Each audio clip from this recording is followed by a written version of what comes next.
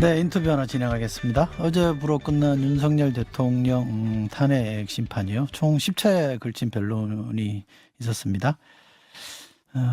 다음 주 화요일이 있긴 합니다만 일단 변론은 마무리된 것 같고요. 야당의 눈에는 어떻게 비쳤을지 이현주 더불어민주당 최고위원 연결해서 들어보겠습니다. 최고위원님 안녕하십니까? 네, 안녕하세요. 네. 오늘 어디 해외 가신다고요? 네, 오늘부터 해서 워싱턴하고요. 네. 아웃리치 의원 외교 활동을 경제사절단하고 같이 할 예정입니다. 그래서 미국의 상원 의원들하고 이렇게 관계자들 만나서 네. 이제 지금은 아직까지 정부가 출범 안 했기 때문에 권한대행 체제잖아요. 네. 그래서 아무래도 그러다 보니까 한국이 외교 공백 상태에 있거든요. 네. 그래서 뭐 경제인들은 또 경제인들 나름대로 또 의원들은 의원들 나름대로 이렇게 물밑에서 저희가 많이 접촉을 또 해서 저희가 이제 상원 의원이라든가 특히 공화당 그쪽 여당 의원들을 많이 만나서 한국의 상황과 또 우리에 대해서 혹시 오해하고 있는 거나 이런 것들에 대해서 충분히 설명을 좀 하고 그 사이에 좀 분위기를 많이 이렇게 좀 잘 이렇게 뭐라고 해야 되나요? 다져 놓으려고 그러려고 이제 갑니다. 저하고 그리고 이제 외교위 쪽 의원하고요. 그래서 각각 여야가 각각 이제 경제 쪽 한 분 그리고 외교 쪽 한 분 이렇게 갑니다. 상당히 중요한 일로 가시는데 성과가 좀 있으면 좋겠습니다.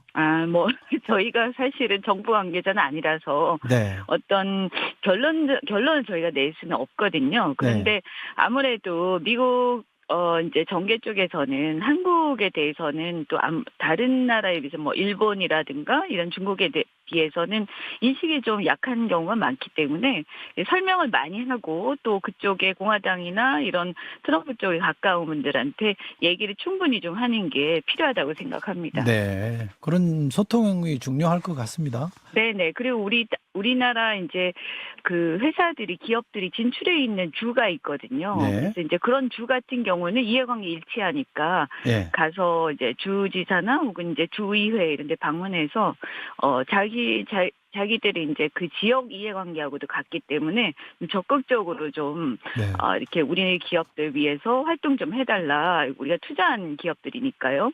그런 얘기도 좀 많이 하고요. 또 어쨌든 조선업 같은 경우에는 특히 미국에서도 관심을 많이 갖고 있어서 조선업이라든가 이런 경우에는 또 같이 함께 할 수 있는 협력할 수 있는 부분들 또 자원 문제들 미국의 자원 문제에 대해서도 개발을 함께 할 수 있는 부분들 이런 것들을 함께 얘기도 좀 나누고 나중에 혹시라도 이제 우리가 정식으로 이렇게 어쨌든 조기 대선 혹시 하게 되면 그 이후의 상황과 연결이 잘 되도록 하기 위해서 열심히 가서 설득하고 설명하고 이렇게 할 예정입니다. 화이팅입니다. 네, 자, 우리 감사합니다. 이현주 최고위원도 변호사시잖아요. 네, 그리고 이제 저는 아무래도 기업에서 오래 있었기 때문에 이렇게 또 이 에너지라든가 자동차 이런 쪽에 있었거든요. 그래서 거기 또 반도체, 자동차, 전기자동차, 배터리 이런 우리 전략 산업들이지 않습니까? 이런 산업들에 대해서도 많이 저희가 대변을 좀 하려고 합니다. 알겠습니다. 제가 변호사 얘기를 꺼낸 거는 사실은 이제 국내 현안 여쭤보려고 그 얘기를 꺼냈는데. 그러시군요. 제가 변호사긴 합니다. 형사 재판을 잘 모르긴 하지만 주로 투자 전문 변호사였기 때문에. 어쨌든 어제 윤석열 대통령 첫 형사재판이 있었어요. 근데 뭐 달랑 13분 만에 끝나긴 했습니다만 이거 어떻게 보셨어요? 이제 저는 이렇게 물론 국민의힘에서는 다르게 얘기를 하긴 하지만 제가 봤을 때는 어쨌든 결국 결과에 큰 영향을 미치지 못할 것이다. 저는 많은 분들이 더 걱정하기도 하고 저희 지지자들이라든가 또 이제 이 계엄에 대해서 굉장히 심각하게 생각하시는 분들이요. 하지만 저는 일단 계엄 포고령 자체만으로도 탄핵은 100% 인용이 된다라고 생각을 합니다.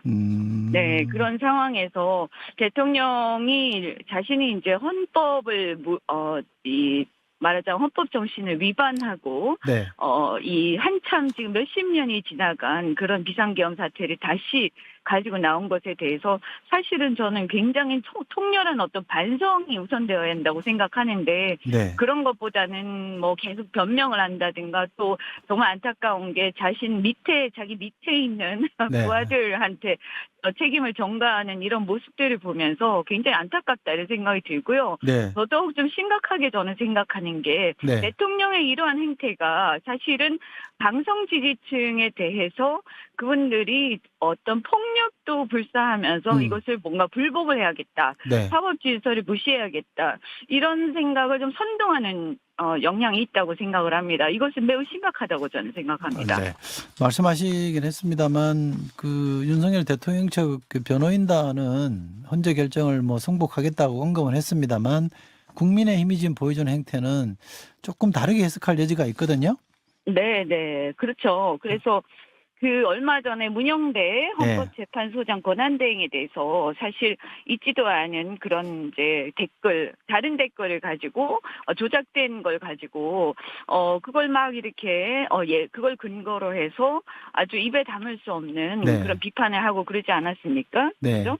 뭐 야동이라는 둥 이런 식으로요. 예. 전혀 근거 없는 사실이거든요. 네. 이러면서 이제 헌법재판소의 어떤 권위를 무너뜨려서 사실은 어떤 혹시라도 탄핵이 인용되었을 경우에 그것에 대한 불복을 하기 위한 어떤 그 포석을 까는 게 아닌가 하는 생각이 드는데요. 네. 저는 제가 만나본 상당히 많은 중도 보수층들은 네. 이 문제에 대해서 오히려 왜 국민의힘이 저러는지 모르겠다. 네. 그리고 기가 막힌다. 그래서 어디 지지할 만한 또는 이제 마음을 둘 만한 곳이 없다. 이런 얘기들을 많이 하십니다. 네. 그래서 너무 이건 극우라고 하기도 힘든 사실은 굉장히 심각한 저는 이런 상태가 지속되면 과거에 이 파시즘 상태로 간다 이렇게 우려를 하는데요. 네. 이것 때문에라도 우리 민주당이 이 중도나 중도 보수층 특히 이제 국민의힘을 과거 지지했던 사람들의 어떤 일정한 부분들은 네. 대변을 해줄 수밖에 없다라고 생각합니다. 알겠습니다. 안 그래도 지금 그 질문 드리려고 그랬는데요. 이재명 대표가 민주당은 중도 보수 정당이라고 밝힌 이후에 상당한 뭐 내부의 논란은 좀 있는 것 같아요. 우선 영상을 좀 듣고요. 최 의원님 말씀 이어가시죠. 네. 앞으로 대한민국은 민주당이 중도 보수 정권으로 오른쪽을 맡아야 됩니다. 맞습니다. 네. 이게 우리가 진보 정권이 아니에요. 네. 저 말씀에 대해서는 어떻게 평가하십니까? 저는 사실 100% 공감하는데요. 그래요? 네. 네네네. 사실은 뭐 우리가 무슨 중도다, 보수다, 진보다 이런 이념을 규정하는 잣대가 사람마다 좀 다르고요. 네. 나라마다 조금씩 달라서 이걸 사실 이런 논쟁을 이제 반복하다 보면 굉장히 그 뜬구름 잡는 추상적 얘기가 되기가 쉽습니다. 네. 그런데 일단 저는 이것은 이제 이러한 흐름은 저는 세 가지 정도로 말씀드릴 수가 있다고 생각하는데요. 하나는 뭐냐 하면 바로 아까 방금 말씀드렸던 그 국민의힘이 우리나라의 보수 정당을 자처했던 국민의힘이 뭐 극우도 모자라서 저는 아예 헌법을 위반하는 정당으로 가고 있다 이렇게 봅니다.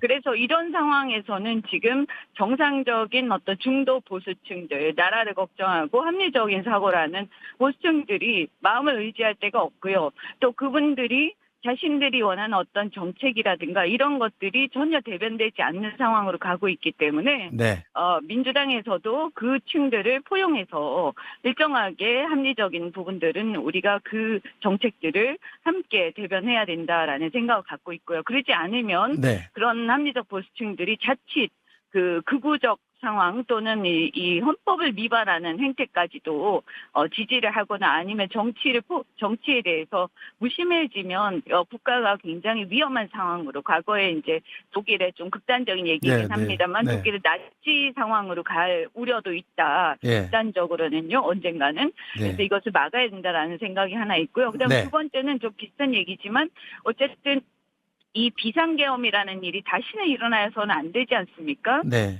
그렇다면 우리가 민주당이 이 상황에서는 상당히 어쨌든 넓게 포용해서 저는 뭐 사실 민주당 내부에 중도 진보 성향의 사람들도 일부 있다고 생각합니다. 다수는 아닐지라도. 네. 그래서 그 스펙트럼부터 어떻게 보면 중도 보수까지도 상당히 다 이렇게 확장해서 안고 가야 하는 어려운 일입니다만 네. 우리의 정치 지형상 지금 특히 비상계엄이 일어난 이 상황에서는 좀 더 통합적 상황으로 갈 수밖에 없다. 네. 그러지 않으면 나라가 굉장히 힘들어진다라는 인식이 하나 있고요. 네. 그다음에 또 하나는 뭐냐면요. 과거에도 뭐 많은 분들이 말씀하셨습니다만 원래 민주당은 김대중 대통령 때부터 보수 야당이라고 불려왔습니다. 네. 그래서 이제 2000년대에 들어서 노무현 대통령 이후에 사실 전 세계가 좀 진보 성향으로 좀 흘러간 경향이 있죠. 사실 네. 2000년대 초반 이럴 때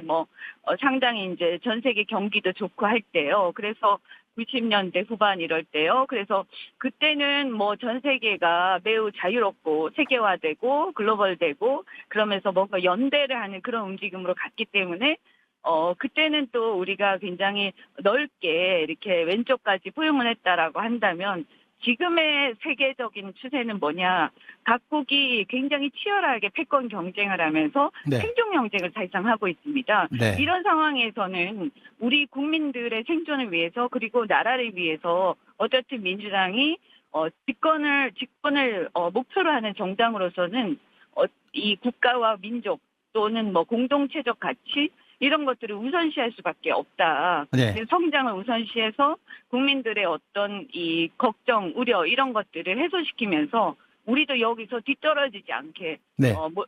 추락하지 않도록 하는 것이 굉장히 중요하다고 생각합니다. 그래서 좀 네. 그렇게 보일 수 있다라고 생각합니다. 알겠습니다.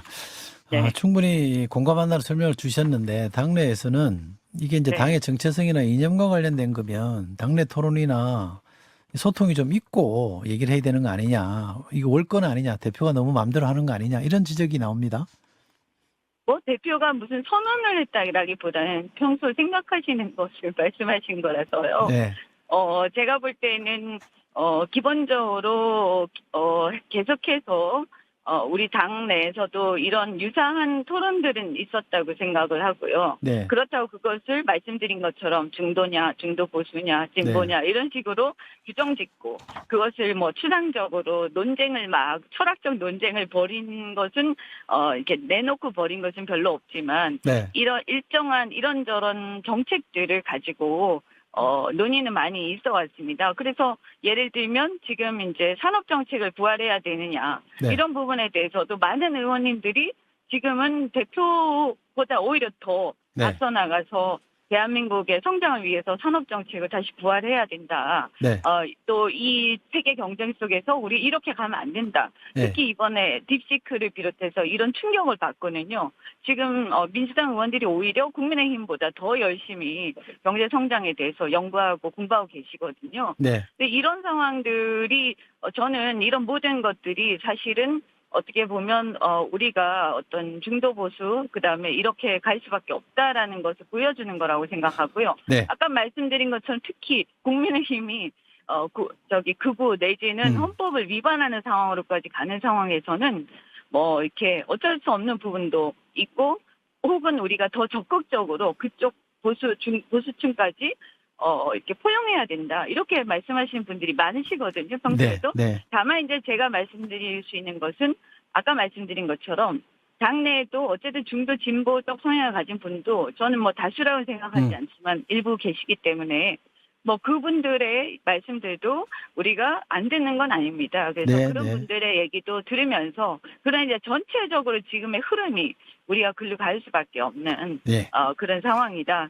이렇게 알겠습니다. 이해해 주시면 좋겠습니다. 알겠습니다. 바쁘실 테니까 끝으로 하나만 더 여쭐게요. 네. 반도체 특별법의 큰 쟁점 중에 하나가 주 52시간 네. 예외를 좀 더 열어주느냐 마느냐인데 네. 이재명 대표가 할 것처럼 하다가 조금 이번에는 물러섰어요?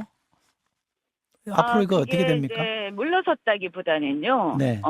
제가 생각할 때는 이건 정확하게 이제 네. 얘기를 하자면 국민의힘이 이제 네. 너무 극단으로 가는 것에 대해서 우리가 거기까지는 동의해줄 수 없다라고 얘기를 한 네. 건데요. 네. 예를 들어서 저희가 반도체 산업을 육성하고 지원하고 굉장히 지금 네. 시급하다. 여기 동의하고요. 네. 그것은 뭐 우리 당이 오히려 먼저 반도체 특별법은 저하고 김태년 의원하고 네. 먼저 이렇게 대표 발의를 한 거였거든요. 네. 그런데 이제 이 상황에서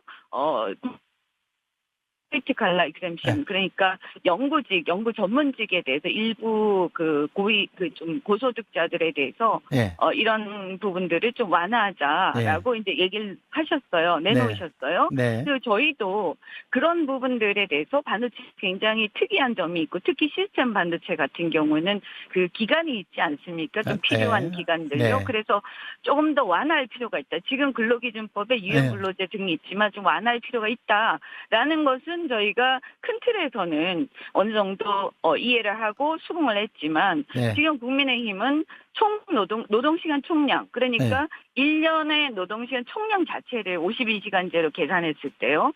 그 자체를 늘리겠다. 이런 생각을 하고 계시거든요. 네. 근데 저희가 거기까지는 좀 곤란하다. 만약에 그렇게 된다면 그것은 52시간제 근간을 흔드는 거고, 그것은 반도체 특별법에 넣어서 처리할 수 있는 성격이 아니다. 네. 환노위에서 그것을 근본적인 논의를 해야 되는 거기 때문에 여기에서는 지원만 가지고 그냥 통과를 시키자. 이게 맞겠다. 그래서 국힘이 일단 52시간제의 어떤 절차적 완화, 간소화, 좀 유연화 이 정도에 그치지 않고 총 노동시간 총량 1년의 노동시간 총량 자체를 늘리겠다 하는 생각은 저는 좀 국힘이 좀 철회를 했으면 하는 생각입니다. 알겠습니다. 이유가 그렇군요. 네. 미국 가신다는데 잘 다녀오시고요. 오늘 인터뷰 고맙습니다. 네, 감사합니다. 예, 지금까지 더불어민주당의 이현주 최고위원과 인터뷰였습니다.